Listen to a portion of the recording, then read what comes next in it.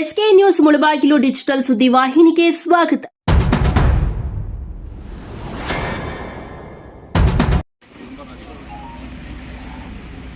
ಈ ಸಂದರ್ಭದಲ್ಲಿ ಆಯ್ಲೂರು ಹೋಬಳಿ ಮದ್ದೇರಿ ಗ್ರಾಮಕ್ಕೆ ಚೌಡೇಶ್ವರಿ ದೇವಿಗೆ ನಮ್ಮ ಗೊಲ್ಲಹಳ್ಳಿ ಪ್ರಭಾಕರ್ ಅವರು ಸೇವೆಯನ್ನು ಸಲ್ಲಿಸಿದ್ದಾರೆ. ಅಲ್ಲಿ ನಮ್ಮ ಮುಳಬಾಗಿಲು ತಾಲೂಕಿನ ಆಯ್ಲೂರು ಹೋಬಳಿ ಮದ್ದೇರಿ ಗ್ರಾಮದಲ್ಲಿ ನಿರ್ಮಾಣಗೊಂಡಿರೋ ಶ್ರೀ ಚೌಡೇಶ್ವರಿ ದೇವಿ ಆಲಯಕ್ಕೆ